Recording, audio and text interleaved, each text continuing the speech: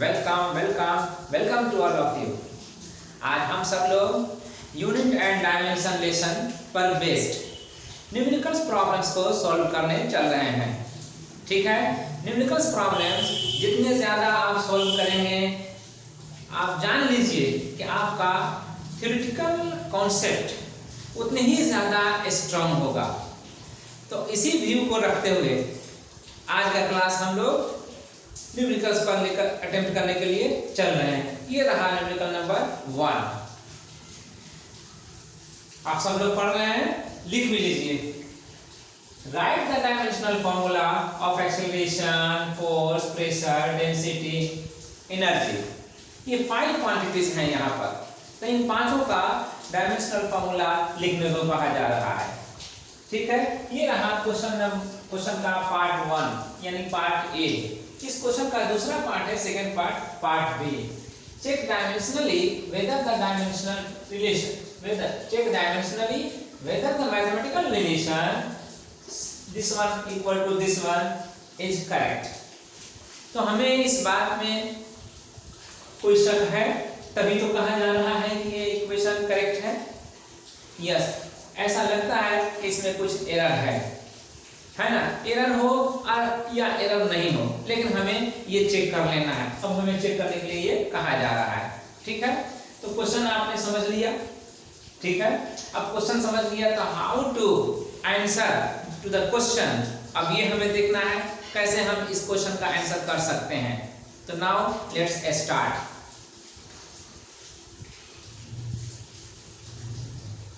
First part A का first क्या है हमारे पास, डायमेंशनल फॉर्मूला ऑफ एक्सेलरेशन का लिखने के लिए यही है। तो अब आप लिखेंगे डायमेंशनल फॉर्मूला ऑफ एक्सेलरेशन। इस ब्रैकेट रेक्टेंगुलर ब्रैकेट में अगर ये क्वांटिटी रख दी गई है तो इसको पढ़ा जाएगा डायमेंशनल फॉर्मूला ऑफ एक्सेलरेशन। ठीक है, वी नो इट, है ना, हम लोग जानते हैं इसको पहले से ही। ठीक है, तो अब एक्सेलरेशन को हम लोग मैथमेटिकली कैसे डिफाइन करेंगे। मैथमेटिकली डिफाइन करने के लिए हम लोग चलते हैं द चेंज इन वेलोसिटी, है ना, the change in velocity per unit time. ठीक है, तो change in velocity per unit time के लिए हम लोग क्या करेंगे भाई, change in velocity per unit time के लिए हम लोग क्या करेंगे, मैथमेटिकल फॉर्मूला हमारे पास क्या है, v equal to u plus a into t, है ना, यही ना था।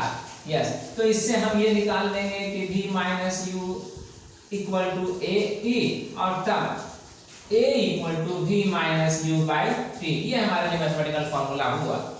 यही है v माइनस u जो टर्म है न्यूमरेटर में, यही है हमारे लिए चेंज इन वेलोसिटी। जब चेंज इन वेलोसिटी यही है, टाइम यही है, तो चेंज इन वेलोसिटी हमारे लिए यहाँ पर अब लिख सकते हैं, मान लीजिए ये डेल v है। ठीक है, तो ये डेल t हो जाएगा या t ही रहेगा। तो change in velocity per unit time, तो change in velocity per unit time के लिए अब हम ये लिखने जा रहे हैं।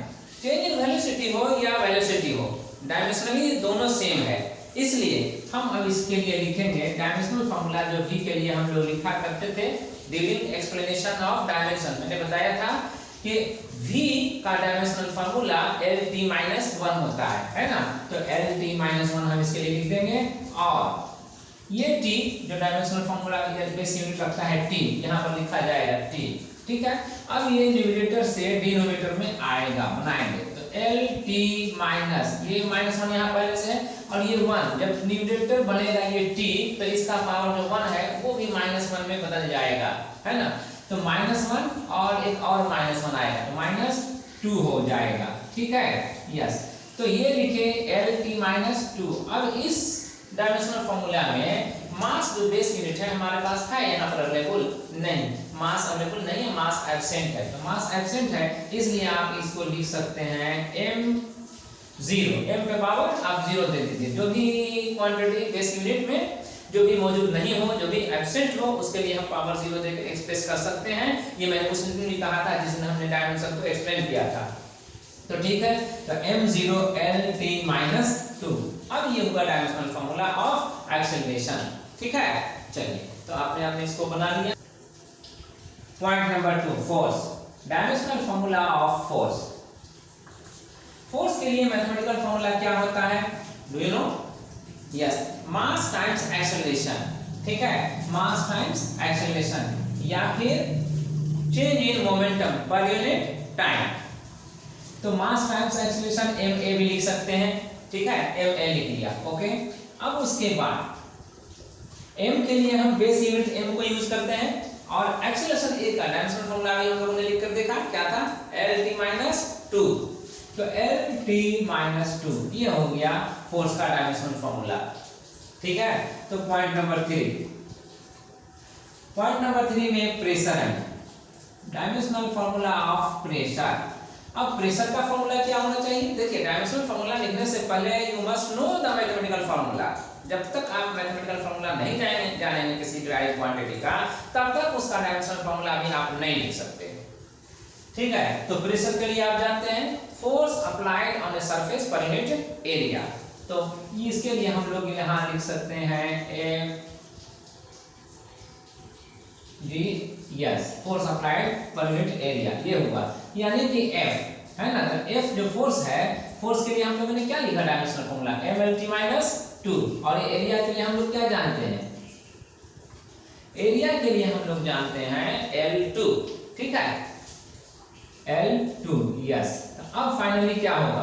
अब फाइनली ये होगा m, l यहाँ भी है, l यहाँ भी है, तो ये जब न्यूमरेटर बनेगा तो इसका पावर 2 नेगेटिव हो जाएगा। तो 1 पॉजिटिव वहां पावर है, यहाँ ये 2 नेगेटिव बनने जा रहा है। ठीक है, तो 1 minus 2, 1 minus 2 means minus 1, ml minus 1 और t माइनस 2। ठीक है, चलिए, तो अब इसका भी हो गया। अब फोर्थ क्वांटिटी पे आइए, density. Dimensional formula of density. Density का डायमेंशनल फॉर्मूला, तो फिर मैं पूछूंगा डेंसिटी का मैथमेटिकल फॉर्मूला क्या होता है? मास पर यूनिट वॉल्यूम। यस, तो मास यहाँ लिखेंगे, वॉल्यूम यहाँ लिखेंगे। ठीक है, तो मास तो बेस यूनिट है, m हो जाएगा, और वॉल्यूम का डायमेंशनल फॉर्मूला L3 लिखते हैं ना। यस, वॉल्यूम के लिए, क्योंकि वॉल्यूम लेंथ इनटू लेंथ या लेंथ ब्रेथ और हाइट का प्रोडक्ट है ना जी। तो अब ml ये आया ml माइनस 3, जब ये न्यूमरेटर में जाएगा तो इसका पावर क्या हो जाएगा? नेगेटिव। हाँ, अब यहाँ पर t नहीं है, तो या तो आप इसको आंसर कर सकते हैं, या फिर t को लिखने के लिए आप लिख सकते हैं ml माइनस 3 t0। जो क्वांटिटी एब्सेंट है उसके पावर 0 देते हैं। This is the traditional convention. ठीक है, चलिए, अब इसके बाद हमारे पास कौन सा क्वांटिटी है? एनर्जी। अब ये लास्ट क्वांटिटी है एनर्जी। तो एनर्जी के लिए हम यहाँ पर, चलिए, एनर्जी के लिए यहाँ पर स्पेस बना लेते हैं। एनर्जी के लिए यहाँ स्पेस बना लिया। तो dimensional formula of energy, dimensional formula of energy, mathematical formula of energy क्या होता है? Mathematical formula of energy, energy तो बहुत काइंड्स में होते हैं, तब उसका कोई मैथमेटिकल फॉर्मूला क्या होगा? काइनेटिक एनर्जी का मैथमेटिकल फॉर्मूला अलग, पोटेंशियल एनर्जी का मैथमेटिकल फॉर्मूला अलग नहीं, तो हीट एनर्जी का अलग। बाहर एनर्जी चाहे जिस टाइप का भी हो, लेकिन सब के लिए एनर्जी जो है वो डायमेंशनल फॉर्मूला सेम ही है। ठीक है, तो किसी भी एक को आप यूज कर लीजिए और उससे आप बना लीजिए। आप वर्क तो जानते हैं, वर्क भी एनर्जी ही न है जी। एनर्जी क्या है? Energy capacity of doing work है, नहीं, वर्क को करने की कैपेसिटी है। तो अगर वर्क हो रहा है इसका मतलब एनर्जी है, तो वर्क से भी मेजर हो जाता है। तो जो एनर्जी हमें दिया जा रहा है डायमेंशनल फॉर्मूला फाइंड आउट करने के लिए, उसका डायमेंशनल फॉर्मूला हम लिख सकते हैं वर्क के डायमेंशनल फॉर्मूला से भी, है ना। अदरवाइज काइनेटिक एनर्जी अगर आपके पास है नॉलेज में, तो काइनेटिक एनर्जी का भी यूज कर लीजिए। काइनेटिक एनर्जी के लिए आप लिखिएगा हाफ mv², हाफ mv²। ये मैथमेटिकल फॉर्मूला होता है काइनेटिक एनर्जी का। तो अब हाफ तो नंबर है, नंबर कोई डायमेंशन नहीं रखता, इट इज डायमेंशनलेस, तो ठीक है, उसको छोड़ दीजिए। अब बचाइए m बेस यूनिट क्या हो जाएगा? m, कैपिटल M, और v का भी हमने क्या बताया था? LT-1, तो LT-1 लिखिए, लेकिन पावर यहाँ 2 है तो इसका पावर 2 दे दीजिए। ठीक है, और अब फाइनली इसको बता दीजिए ml2t-2। तो this is the answer of part A of the question. Question का जो पार्ट ए था वो अब कंप्लीटली आंसर किया जा चुका है। ठीक है, यहाँ पर बी ये तो पार्ट बी में अकॉर्डिंग टू क्वेश्चन कौन सा इक्वेशन है, dx by under root a square minus x square equal to 1 by a sin inverse a by x कितना है। ठीक है, हमें डायमेंशनली चेक करना है कि इट इज करेक्ट और नॉट। डायमेंशनली चेक करना है मतलब डायमेंशन के हिसाब से, ये डायमेंशन के हिसाब से क्वांटिटी अगर करेक्ट है जी तो फिर क्या होना चाहिए, जो डायमेंशनल फार्मूला LHS का वही डायमेंशनल फार्मूला RHS का भी हो। नहीं, यस, क्योंकि अगर ये इक्वेशन ट्रू है तो LHS जिस क्वांटिटी को रिप्रेजेंट कर रहा है RHS भी उसी क्वांटिटी को रिप्रेजेंट करता होगा, तभी दोनों इक्वल हो रहा है। अब हमें यही चेक करना है कि क्या ये सही है। तो नाउ वी डू प्रोसीड, कैसे करेंगे इसे। आप LHS के लिए x dx क्या है, यहाँ पर x को हम लोग अमूमन आमतौर पे डिस्टेंस के लिए यूज करते हैं। तो इन जनरल x जो है डिस्टेंस है, तो dx भी डिस्टेंस ही है, dx भी डिस्टेंस ही है, और a यहां पर आया है, a किस के लिए है, तो a x के साथ है ना, तो x के साथ है तो लाइक टर्म ही लाइक टर्म से सब्ट्रैक्ट किया जाता है, तो ये भी डिस्टेंस ही होगा, तो a भी डिस्टेंस ही के लिए यूज किया जाएगा। अगर हम x को डिस्टेंस के लिए लेंगे तो जिस नेचर का x होगा उसी नेचर का a भी होगा, तो a के लिए भी डिस्टेंस ही है, और तब इसलिए dimensional formula of x equal two dimensional formula of dx equal two dimensional formula of a। क्या हो जाएगा इन सबों का डायमेंशनल फार्मूला, यह l होगा।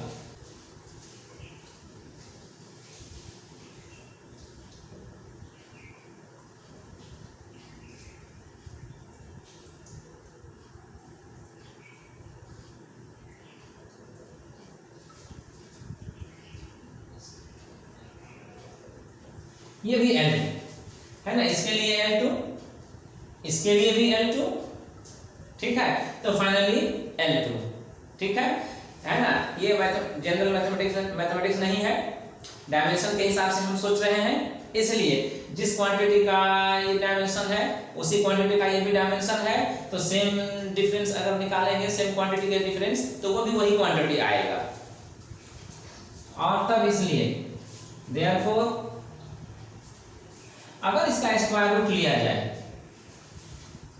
जैसे कि यहां लिया गया है, तो फिर अब हम इसके लिए LHS का ऐसे ही हम डायमेंशनल फार्मूला निकाल सकते हैं। तो नाउ अब हम यहां करने जा रहे हैं, now dimensional formula of LHS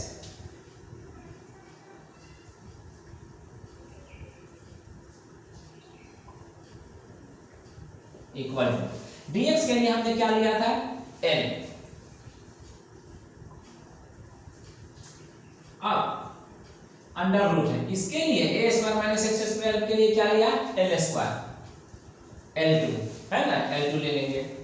तो अब फाइनली क्या आएगा कि L बाई L है ना, अब L बाई L मीन्स क्या, L0, L0, तो L0 या आप ये भी कर सकते हैं M0 L0 T0, क्योंकि M और T तो पहले भी नहीं है इसमें, अब m और t पहले भी रहता है, जो नहीं है, जो एब्सेंट है उसके ऊपर पावर 0, तो ये भी पावर 0 और ये भी पावर 0, और l पे पावर भी 0 ही आया। तो ये ऐसा क्वांटिटी है जो आपको कहेगा कि ये किसी क्वांटिटी का डायमेंशन नहीं होता, नहीं, क्योंकि अगर कोई क्वांटिटी होता तो जरूर इसका डायमेंशन होता, तो ये नो क्वांटिटी के लिए है ना, डायमेंशनली नो क्वांटिटी, तो इट है no dimension, a quantity of no dimension, of no dimension, एक क्वांटिटी ऑफ नो डायमेंशन, कोई भी क्वांटिटी होगा उसका कोई डायमेंशन ये नहीं है, ठीक है। तो LHS पार्ट ऐसा पार्ट है जो किसी भी क्वांटिटी को एक्सप्रेस नहीं कर रहा है डायमेंशनली। अब RHS को चेक करेंगे, ठीक है, हम लिख सकते हैं and dimensional formula of RHS कितना हो जाएगा ये, तो डायमेंशनल फार्मूला ऑफ RHS यहां आप लिखिए sin inverse of a by x, चलिए ए क्या था, अभी जो हमने ए के लिए लिखा था, ए के लिए यहाँ डायमेंशनल फार्मूला जो अभी यहाँ पर था वो एल था। तो इसका मतलब ये हुआ कि 1/a है तो 1/l होगा, तो 1/l आपने लिख दिया या लिख लीजिए, मैंने लिख दिया, ठीक है 1/l। अब sine inverse of a by x, sine inverse of a by x ये ट्रिगोनोमेट्रिकल फंक्शन है ना। ट्रिगोनोमेट्रिकल फंक्शन ये एक एंगल को एक्सप्रेस कर रहा है। एंगल हैज नो डायमेंशन, आप जानते हैं एंगल का कोई डायमेंशन नहीं होता, तो नहीं होता बस तो इतना ही आ जाएगा, दैट इज l-1। यहाँ पर रीजन दे दीजिएगा as sine inverse a by x has no dimension।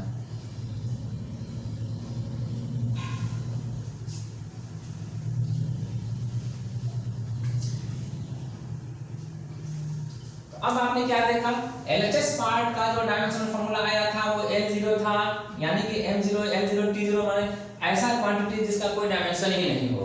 और RHS का डायमेंशनल फार्मूला क्या आया है, L-1 है ना। इसको आप लिख सकते हैं M0 L-1 और T0 ये लिख सकते हैं। क्या ये डायमेंशनल फार्मूला और ये डायमेंशनल फार्मूला सेम आपको दिख रहा है? नहीं, तो ऐसा तो हो नहीं सकता है, जबकि डायमेंशनल फार्मूला सेम नहीं हो तो क्वांटिटी भी सेम हो जाए, ऐसा नहीं हो सकता। Therefore, अब आप कह सकते हैं कि dimensional formula of LHS is not equal to dimensional formula of RHS, so the equation given is not correct। Therefore, the equation given is dimensionally not correct। ठीक है, ये पार्ट का आंसर भी हो गया और इस तरह से ये क्वेश्चन नंबर 1 का कंप्लीट आंसर हो गया। आपने देखा कैसे एक न्यूमेरिकल्स को हम जो इंफॉर्मेशन है हमारे पास उसके बेसिस पे हम प्रोसीड करते हैं और कंक्लूड करते हैं। तो नाउ यू राइट, अब हम लोग चलेंगे न्यूमेरिकल नंबर नेक्स्ट 2 को देखने के। जी, ये रहा numerical number 2। In the equation p plus a by b is 12 times b minus b equal to RT, find dimensions of a and b where p pressure, v volume, t temperature and r a universal gas constant। Yes, तो ये सब information है और ये है equation. वैसे इस equation के बारे में आप जानते होंगे, this equation is known as van der Waals equation for real gas, है ना। रियल गैस के लिए यही इक्वेशन होल्ड करता है, ठीक है। तो इस गैस इक्वेशन में हमें a और b का डायमेंशन फाइंड आउट करना है, ठीक है। तो हाउ टू फाइंड, अब ये भी देखना है। चलिए, डायमेंशन मेथड हमें इस सिलसिले में क्या मदद करता है ना। चलिए, now you right solution.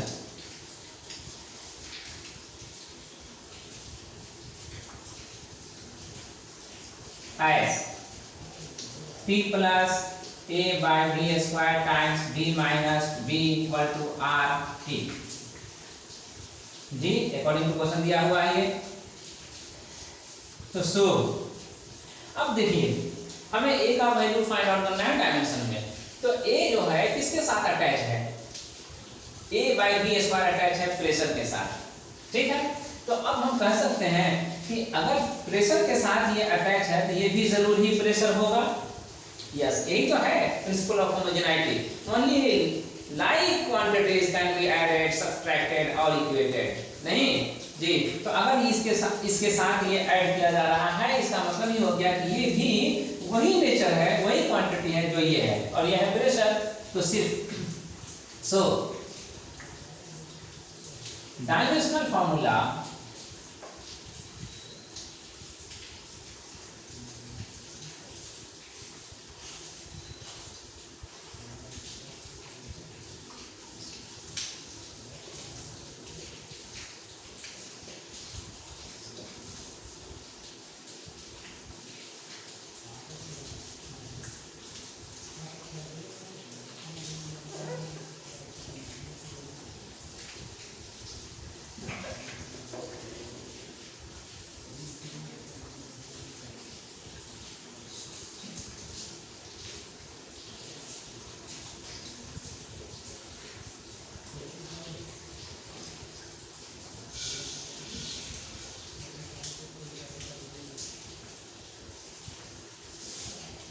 P अगर प्रेशर है P अगर प्रेशर है तो A बाई V स्क्वायर भी प्रेशर ही है ना, हम सब लोग रियलाइज करते हैं इसे, ठीक है। तो dimensional formula A by V square का वही होगा ना जो डायमेंशनल फॉर्मूला P का होता है, तो इसलिए हम लिखेंगे A by V square, dimensional formula of A by V square is equal two dimensional formula of pressure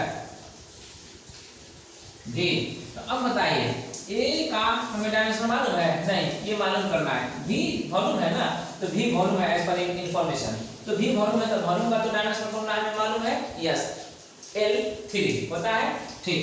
तो हम यहाँ पर A लिखेंगे और V के बदले में हम L3 लिखेंगे, ठीक है। और यहाँ स्क्वायर है तो स्क्वायर है तो यहाँ पर स्क्वायर लिखेंगे और तब कहीं जा करके हम इसे डायमेंशनल फॉर्मूला ब्रैकेट के लिए देंगे इक्वल टू। अब ये प्रेशर का क्या है? प्रेशर जो है हमारे लिए अभी हमने फाइंड आउट किया था उससे पहले वाले न्यूमेरिकल्स में ml-1 t-2 यही था, यस। तो अब आप चेक कर सकते हैं। अब आप देखिए ये तो हमारे पास डायमेंशनली अननोन है तो इसको एज इट इज रहने देंगे डायमेंशनल फॉर्मूला ऑफ A के लिए, ठीक है। बट अब तो ये मालूम हो चुका है, ये वॉल्यूम तो मालूम हो चुका है L3 का यहाँ पर पावर 2 है तो 3 to the 6 L पे पावर 6 हो जाएगा। अब ये चीज राइट साइड ले जाइए, तो राइट साइड ले जाइएगा तो ml-1 और t-2 होगा और L6 ये हो जाएगा। तो अब आइए, अब m तो हो गया, L-1 है पावर का साथ और यहाँ 6 है तो L to the power 5 हो जाएगा, 6 - 1 5 और t-2 ये हुआ डायमेंशनल फॉर्मूला ऑफ A। तो A का तो फॉर्मूला हमें पता चल गया, डायमेंशन पता चल गया। अब B का चलिए, तो इसी तरह से B का चलेंगे करेंगे लाइकवाइज इन V माइनस B, तो V माइनस B है ना, B भी क्या होगा? वॉल्यूम होगा क्योंकि ये वॉल्यूम में सब्ट्रैक्ट किया जा रहा है ना, क्योंकि like terms only like terms can be added subtracted और इक्वेटेड। अभी मैंने यही कहा था, प्रिंसिपल ऑफ होमोजेनिटी नाम से ये जाना जाता है।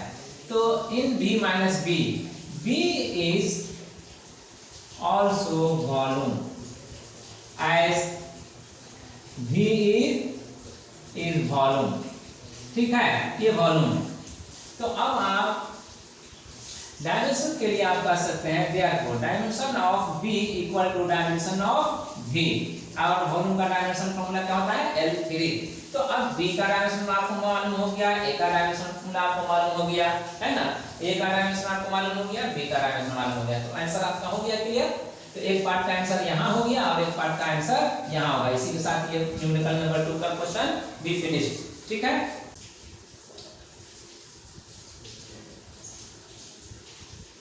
ये रहा न्यूमेरिकल नंबर 3। क्या है numerical? If the velocity v, time t and force F are taken as base quantities, कैसे लिया जा रहा है इनको? v, t और f को, v, t और f को बेस क्वांटिटीज के तौर पे लेने को कहा जा रहा है, are taken as base quantities, then find dimensions of mass, तब मास का डायमेंशन निकालने को कहा जा रहा है। नहीं, अब आइए कि हम इस काम को कैसे कर सकते हैं। क्या इसमें भी हमें डायमेंशनल मेथड हेल्प करने वाला है?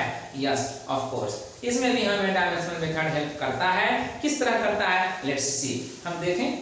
तो आइए, एज हम जानते हैं F इक्वल टू ma है ना, therefore A इक्वल टू क्या हो जाएगा? F by m। यस, तो अगर A equal to F by m हमें चाहिए किसका? मास का, ओ सॉरी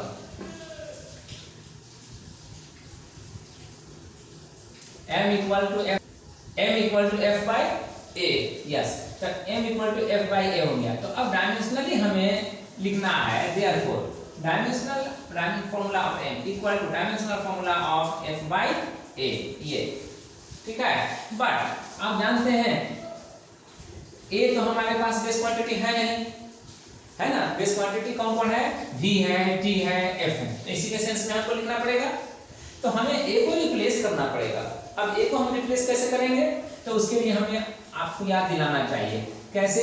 तो आप जानते हैं V equal to U plus A T होता है ना, तो अब इससे V minus U equal to A T लिख सकते हैं और तब A equal to V minus U by T लिख सकते हैं ना।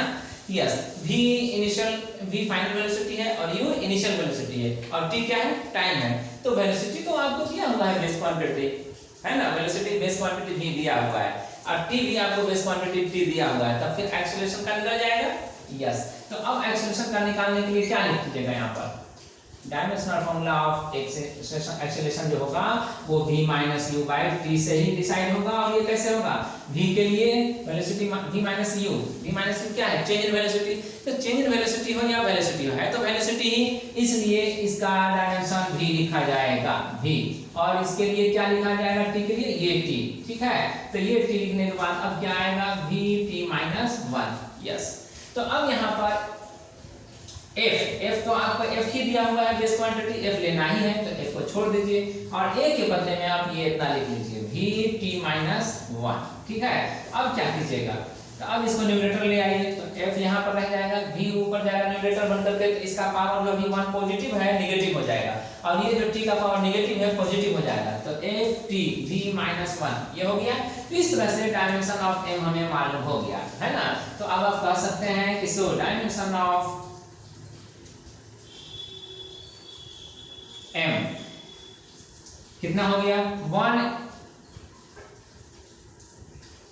1 इन फोर्स, फोर्स में f 1 है और टाइम में 1 इन टाइम, ठीक है, और minus 1 in velocity.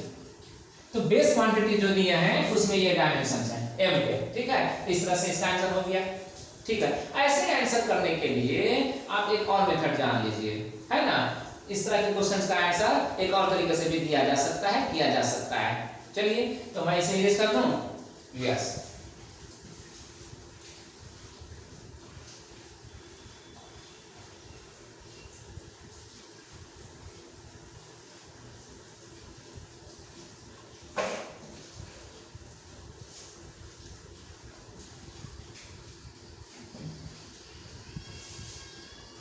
Now you write second method.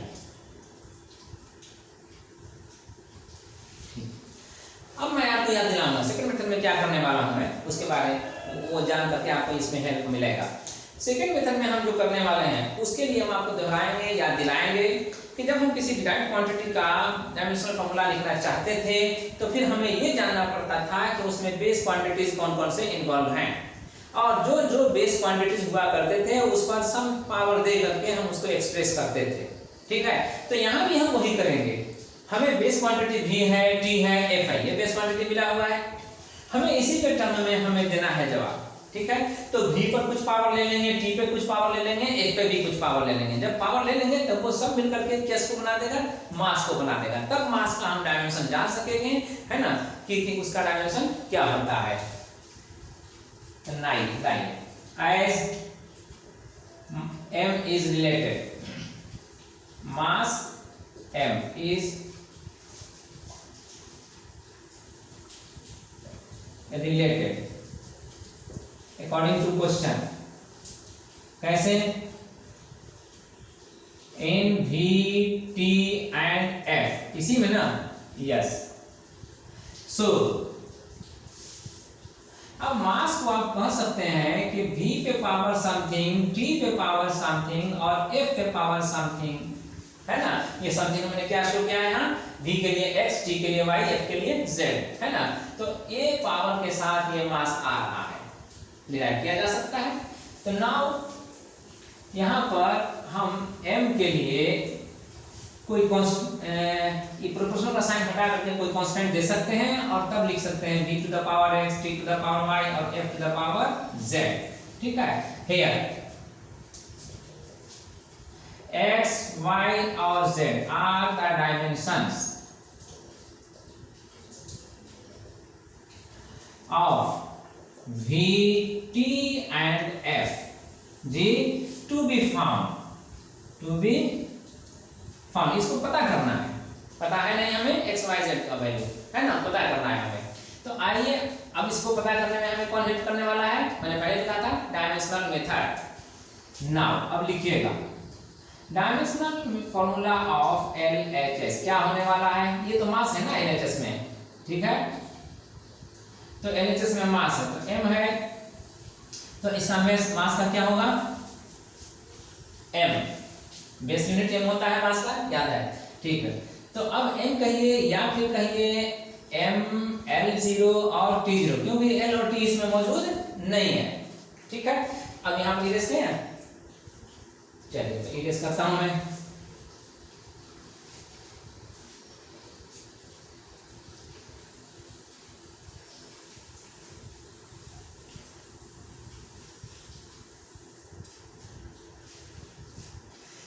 And जब हम डायमेंशनल फॉर्मूला ऑफ LHS निकाल लिए तो डायमेंशनल फॉर्मूला ऑफ RHS भी निकालेंगे।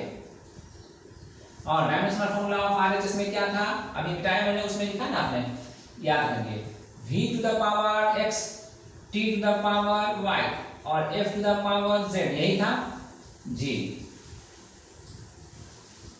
यही था। k यहाँ पर नहीं लिखा, k नहीं लिखा क्यों, क्योंकि k कांस्टेंट है। यहाँ पर रीजन दे दीजिए, as k is a dimensionless constant, dimensionless constant, so it is ignored, ये इग्नोर कर दिया गया है, ठीक है। चलिए तो अब आप आइए, और v वेलोसिटी है, तो वेलोसिटी को आप जानते हैं कि एज ए बेसिक इंफॉर्मेशन आपके लिए, ये डिराइव्ड क्वांटिटी है, इसका डायमेंशनल फॉर्मूला क्या होता है Lt-1, ठीक है। तो Lt-1 आप इसके लिए लिखिए, लेकिन पावर x है तो x दे दीजिए, और t तो t ही है, सिंगल है, ठीक है, तो इसका पावर y है, y दे दीजिए। f के लिए आप जानते हैं mLt-2, तो इस पे यहाँ पर लिखिए mLt-2, और इस पे पावर z है तो z दे दीजिए, तब कहीं जाकर इसे अंडर ब्रैकेट रखिए, ठीक है। अब देखिए कहाँ कहाँ m है, कहाँ कहाँ l है, कहाँ कहाँ t है ना, सबको गेट टुगेदर कीजिए। m यहीं है सिर्फ ओनली, ठीक है, तो यहीं है तो यहाँ पर लिखिए m to the power z, और l यहाँ भी है, l यहाँ भी है, तो l को दो जगहों पर लिखा गया, एक जगह लिखिए, गेट टुगेदर करके l प्लस z, l पे पावर यहाँ x है, यहाँ l पे पावर z है, तो दोनों ऐड हो जाएगा। t पे पावर यहाँ भी है, t यहाँ भी है है ना, तो जितने भी पावर्स हैं वो सब कलेक्ट हो जाएंगे। तो -x इसके लिए लिखिएगा, यहाँ पर +y लिखिएगा, और यहाँ पर -2z लिखिएगा, ठीक है। तो डायमेंशनल फॉर्मूला ऑफ RHS ये हो गया, ठीक है। क्योंकि LHS और RHS दोनों एक ही क्वांटिटी को एक्सप्रेस कर रहा है, इसलिए दोनों ही डायमेंशनली सेम होगा। देयरफॉर आप कह सकते हैं कि डायमेंशनल फॉर्मूला ऑफ LHS और equal two dimensional formula of RHS, है ना, ये ऐसा है। तो अगर ऐसा है तो फिर आप कह दीजिए कि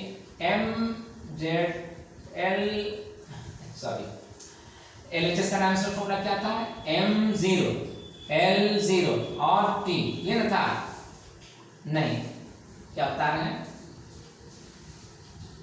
m, ओनली m, अच्छा ठीक है, m था, L0 था, t0 था, ठीक है, ओके, यस। तो ये हुआ, और RHS में m to the power z और LXZ और t minus x plus y minus 2z, ये इतना हो गया। अब देखिए ये इक्वेशन है, ये एक इक्वेशन आ गया, है ना। तो अब आप जानते हैं कि any equation similar quantity must go to the similar quantity, है ना, similar quantity must be equated. तो m के इक्वल होगा, l से इक्वल होगा, t से इक्वल होगा, है ना, विद पावर। तो यहाँ m का पावर कितना है, m इक्वल होगा, अगर m पे पावर z से, इसका मतलब ये हुआ कि z इक्वल टू 1, ठीक है। चलिए तो ऐसे ही निकल गया बिना लेंथी प्रोसेस के, ठीक है। अब उसके बाद अब l पे पावर है 0 यहाँ पर, ठीक है, l पे पावर 0, तो अब l पे पावर 0 है तो यहाँ पर l राइट साइड में कितना है, x प्लस z माइनस, और माइनस कुछ नहीं, ठीक है, l plus z, x plus z। तो अब आइए इससे आप लिखिए कि x plus z equal to 0, क्योंकि बेस तो इक्वल है तो पावर भी इक्वल ही होगा। यस, ये रूल है एक्सपोनेंट का, लॉ ऑफ एक्सपोनेंट है ये, बेस इक्वल तो पावर भी इक्वल, पावर इक्वल तो बेस भी इक्वल, तो ठीक है। अब x प्लस z, और तब इसलिए आप यहाँ पर लिख सकते हैं x equal to minus of z, लेकिन माइनस ऑफ z, z क्या था 1, तो यहाँ पर -1 लिख दीजिए, ठीक है। तो x इक्वल टू -1। अब किसका वैल्यू रह गया, तो अब रह गया यहाँ t टू द पावर 0 और यहाँ t minus x plus y minus 2z, ये है ना, यस।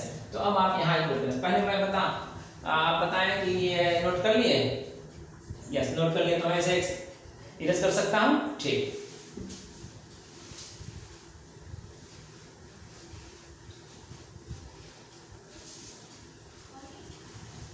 और फाइनली आपके पास आया t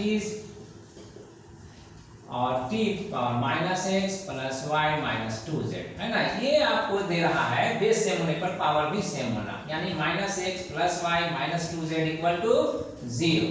बट आपने x का वैल्यू फाइंड आउट किया है कितना, -1, तो x का वैल्यू -1 दीजिएगा, तो माइनस ऑफ माइनस लिखना है मेरे y प्लस -2 है यहाँ, और z का वैल्यू आपने फाइंड आउट किया है 1, तो 1 यहाँ लिख लीजिए, तब कितना होगा 0। अब ये कितना होगा 1 plus y minus 2 equal to 0, तो इससे y का वैल्यू आपको कितना मिल जाएगा, y का वैल्यू मिल जाएगा 1 माइनस 2 है ना, 1 माइनस 2 कितना होगा -1, ठीक है। -1 को राइट साइड ले जाइएगा, कितना होगा +1, तो y इक्वल टू 1 आ जाएगा। इस तरह से आपने x का वैल्यू फाइंड आउट कर लिया, y का वैल्यू फाइंड आउट कर लिया और z का वैल्यू फाइंड आउट कर लिया। तो अब आपको ये बताने में क्या दिक्कत है, देयरफॉर m जो आपने लिखा था k times v to power x t to power y और f टू पावर z, ये ना लिखा था, तो इसलिए अब k को रह के अब v का पावर कितना दीजिएगा, v का पावर 1, x का वैल्यू कितना आया, x का वैल्यू आया -1, तो v का पावर -1 और t का पावर y है, तो y का वैल्यू कितना आया 1, तो y का पावर आया 1, इसलिए t का पावर 1, और f का पावर कितना है, z था, z का वैल्यू कितना आया है 1, तो इसलिए f भी यहाँ पर आएगा 1, तो 1 लिखने की जरूरत है नहीं। तो k तो कांस्टेंट था, वैसे भी मैंने कहा था कि ये तो लिया जाता है प्रोपोर्शनल साइन को रिमूव करने के एवज में, उसके बदले में, है ना, एक कांस्टेंट देने का कन्वेंशन है, ट्रेडिशन है। तो k डायमेंशनलेस क्वांटिटी है, इसका कोई डायमेंशन से लेना देना नहीं है, तो इसलिए डायमेंशन ऑफ m कितना होगा, आप इसको फिर से फ्रेश करके लिख लीजिएगा, f t और v -1, यही वो इस पहले मेथड में भी आया था, यस वही आना ही है। तो 1 in f 1 in t और -1 in v, तो v में -1 है ना, तो ये हुआ आंसर आपका क्वेश्चन नंबर 2 का, सॉरी क्वेश्चन नंबर 3 का भी आंसर कंप्लीट, ठीक है, यस। न्यूमेरिकल नंबर 3 के बाद हमारा न्यूमेरिकल नंबर 4 ये है। क्या कहता है ये numerical number 4, A gas bubble from N explosion, एक गैस बबल क्या है, एक्सप्लोजन से प्रोड्यूस हुआ होगा, ठीक है, from N explosion under water, water के अंदर में एक्सप्लोजन हुआ होगा और उसी एक्सप्लोजन की वजह से कोई गैस बबल फॉर्म हुआ होगा, ठीक है। वो क्या करता है, ऑसिलेट करता है with a period proportional to this one, जब ऑसिलेट करता है तो उसका टाइम पीरियड इससे दिया जा रहा है ना, ये इसके प्रोपोर्शनल एग्जैक्ट भी नहीं है, इसके प्रोपोर्शनल है, लेकिन कोई कांस्टेंट आएगा तो ये इक्वल हो जाएगा, ठीक है। चलिए, तो where P the static friction, D density, E total energy of the explosion, जी। तो अब find the values of A, B and C, जहां जहां पर A, B, C आप देख रहे हैं उसमें उसका वैल्यू क्या है यही फाइंड आउट करना है, कर सकते हैं। इसमें भी हमारी मदद करने वाला कौन है, डायमेंशन, यस डायमेंशन मेथड। हमने कहा था ना, शुरू में ही कहा था कि हमारे पास जो unit and dimension chapter finish हुआ है, हम उसी पर आज अटेम्प्ट करने वाले हैं न्यूमेरिकल्स प्रॉब्लम को, ठीक है। तो न्यूमेरिकल प्रॉब्लम्स को हम अगर उसी पर अटेम्प्ट कर रहे हैं तो इसमें पहले सब में तो हमारा पास उसी का यूटिलाइजेशन हुआ है, उसी का एप्लीकेशन हुआ है, इसमें भी वही होगा, बट यहाँ पर कैसे करेंगे, चलिए इसको देखते हैं, लेट अस प्रोसीड।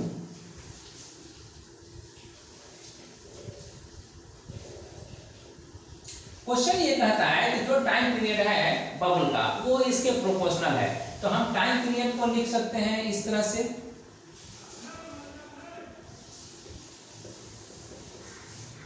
है ना। तो इससे आप ये कह सकते हैं, तो फिर t इक्वल टू कोई कांस्टेंट दे दीजिए k, और तब लिखिए p to the power a, d to the power b और e to the power c, ठीक है। यहाँ पर आपने इंट्रोड्यूस किया है k, तो यहाँ पर लिख दीजिए, बता दीजिए here k a constant dimensionless, ठीक है, यहाँ पर बता दीजिए ये डायमेंशनलेस कांस्टेंट है। डायमेंशनलेस कांस्टेंट का वैल्यू फाइंड आउट करते हैं कि नहीं करते हैं? करते हैं। कैसे करते हैं? एक्सपेरिमेंट से। यस, ठीक। तो अब आइए, ये एक रिलेशन बन गया है, तो अब हमें इसमें अप्लाई करना है डायमेंशनल मेथड को। तो जिस क्वांटिटी को LHS रिप्रेजेंट कर रहा है उसी क्वांटिटी को RHS भी रिप्रेजेंट कर रहा है, ठीक है। तो अब नाउ लिखते हैं, now dimensional formula of LHS और डायमेंशनल फार्मूला ऑफ T है, तो T का क्या होता है? T ही रहता है ना? यस, बेस रेट यही है। तो ये लिखिए, या फिर M एब्सेंट है तो 0 दे करके, L भी एब्सेंट है तो 0 दे करके T लिख दीजिए, है ना? ये या ये, ठीक है। चलिए, और डायमेंशनल फार्मूला ऑफ RHS क्या हो जाएगा? ये RHS में तो K है ना, यहाँ K को हम लोग नहीं लिखने वाले हैं क्योंकि बता दिया मैंने डायमेंशनलेस है, उससे अब डायमेंशन है ही नहीं तो लिखने से फायदा क्या है। चलिए, तो अब बाकी बचा P to the power A, B to the power B और E to the power C, है ना? इसको हम लोग लिखेंगे, बट हाउ, कैसे?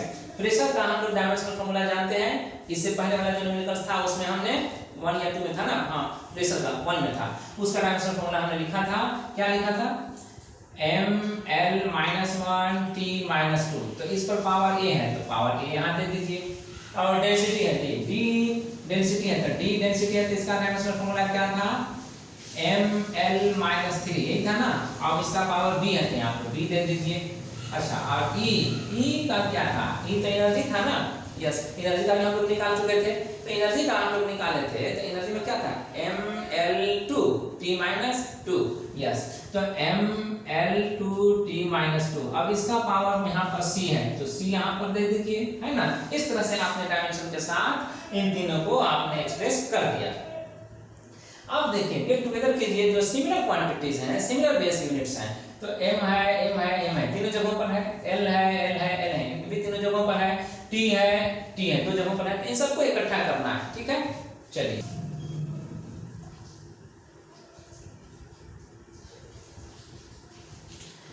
m कलेक्ट कर रहे हैं, तो m टू द पावर कितना हो जाएगा? जहां जहां भी m है वहां लेंगे, यहाँ पर m का पावर a एप्लीकेबल है, यहाँ पर m का पावर b एप्लीकेबल है, यहाँ पर m का पावर c एप्लीकेबल है, तो a + b + c, यही ना?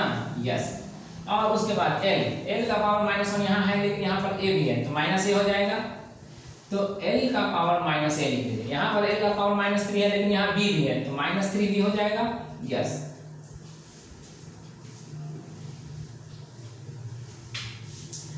डायमेंशनल फार्मूला ऑफ RHS जो हमने लिखा था यहाँ पर, अब इसको फिर यहाँ से प्रोसीड कर रहे हैं। तो m हमारे पास क्या है?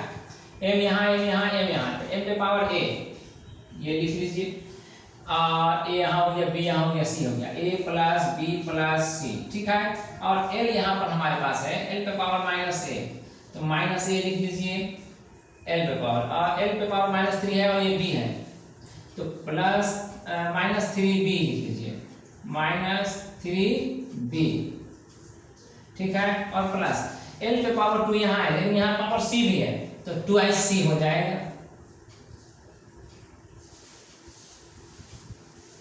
t यहाँ पर, चलिए, तो अब t का पावर -2 है, a भी है, तो t का पावर -2c, और यहाँ t नहीं है, यहाँ t है तो t का पावर यहाँ -2c होगा तो -2c भी लिख लीजिए, ठीक है। तो आपने सबको कलेक्ट कर दिया, गेट टुगेदर कर दिया, तो ml t गेट टुगेदर हो गए विद द पावर्स, है ना? पावर जो भी थे उसके साथ। चलिए, लिख रहे हैं, अब इसको ब्रैकेट से बाहर कर लीजिए, a + b + c, ठीक है, और l to the power -a -3b + 2c, और t to the power -2ac -2c, okay. अब चूंकि LHS और RHS दोनों एक ही क्वांटिटी को रिप्रेजेंट कर रहा है, इसलिए दोनों डायमेंशनली सेम है, तो therefore dimensional formula of LHS equal two dimensional formula of RHS, ये हमें क्या लीड करेगा? तो ये हमें लीड करेगा, इस LHS का डायमेंशनल फार्मूला ये है, तो हम लिखेंगे m0 l0 t, और RHS के लिए ये है, तो ma + b + c, l -a -3b + 2c, और t माइनस ट्वाइस ए माइनस ट्वाइस सी। ठीक है, अब इतना जान लीजिए कि अब सिमिलर क्वांटिटीज इक्वेशन में इक्वेट किए जाते हैं, है ना। तो सिमिलर क्वांटिटीज इक्वेट किए जाते हैं तो m m से इक्वल होगा, l l से इक्वल होगा, t k से इक्वल होगा। देयरफॉर आप ये कह सकते हैं कि m टू द पावर 0 m a plus b plus c एक इक्वेशन ये बनाएगा।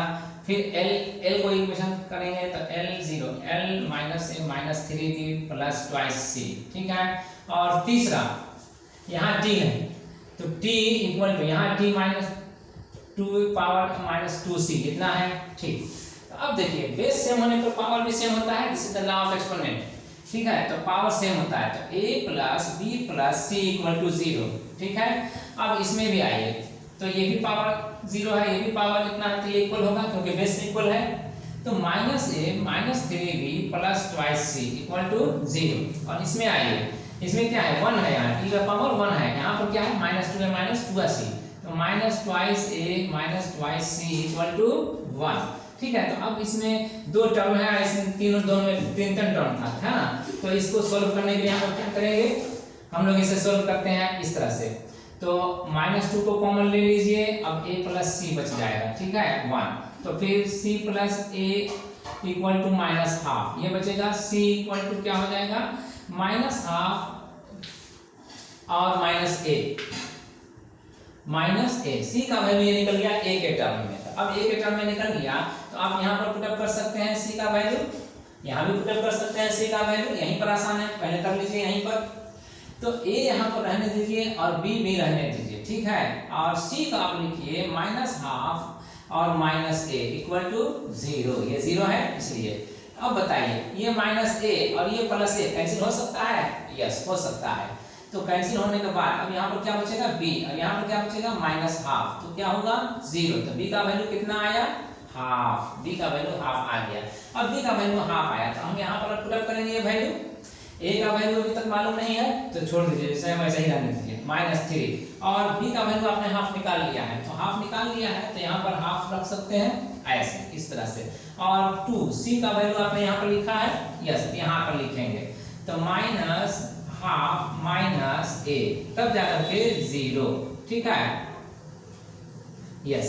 तो अगर ऐसा है तो अब ये माइनस a 2 है, माइनस 2 ऐसे हो गया और माइनस a यहाँ भी है, कितना हो जाएगा माइनस 3a हो जाएगा, यस। और ये कितना हो जाएगा माइनस 3/2 हो गया, यस। और ये कितना हो जाएगा 2 कैंसिल हो जाएगा तो 1, तो माइनस 1 इक्वल टू 0। तो अब क्या बचेगा, ये दोनों टर्म बिना a का है, उसको ले जाएंगे राइट साइड। तो ले जाने से पहले यहाँ पर ऐड भी कर लीजिए, अगर एलसीएम लेके आप इसको ऐड कीजिएगा तो कितना होगा माइनस 3 माइनस 2 माइनस 5 माइनस 5/2। ठीक है, तो minus 5/2 minus 3a equal to, तो वो माइनस राइट साइड जाने पर क्या होगा प्लस हो जाएगा, प्लस हो जाने के बाद 5/2 ये 2 रह जाएगा। तो इसलिए a का वैल्यू कितना हो जाएगा 5/2 इंटू माइनस 3, ये माइनस 3 आप ले आएंगे राइट साइड, तो a का वैल्यू कितना हो जाएगा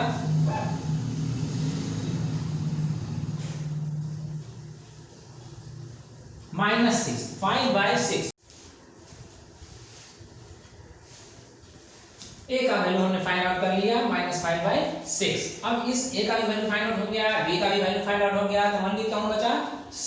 अब c का वैल्यू फाइंड आउट करने के लिए हम यहाँ a का हेल्प लेंगे, तो a का वैल्यू फाइंड आउट हुआ है, इस a का वैल्यू को हम यहाँ पर पुटअप करेंगे। तो now do therefore c equal to minus half minus a means minus half minus of minus 5/6। अब 5/6 पॉजिटिव हो गया और 1/2 नेगेटिव हो गया। ठीक है, अब एलसीएम लेकर के इसको सॉल्व कीजिएगा, 6 आ जाएगा, 5 - 3 आ जाएगा। ठीक है, 2/6 मींस 1/3, तो क्या आएगा ये 1/3। तो इस तरह से आपका a का वैल्यू निकल गया कितना -5/6, b का वैल्यू निकल गया कितना 1/2 और c का वैल्यू निकल गया कितना 1/3। तो ये आपका आंसर फिनिश। ठीक है, तो अब a b c तीनों का वैल्यू फाइंड आउट करना था और हमने फाइंड आउट कर लिया। आपने देखा कैसे हमें हेल्प किया dimensional method a b c के वैल्यू को फाइंड आउट करने में। तो इस तरह से आज का जो भी हमारा पर्पस था कि आपको न्यूमेरिकल्स को सॉल्व करके दिखलाया जाए कि कैसे आप डायमेंशनल मेथड के यूज से आप न्यूमेरिकल्स प्रॉब्लम को सॉल्व कर सकते हैं, वो कुछ हद तक पूरा होगा। है ना, वो मकसद कामयाब रहा।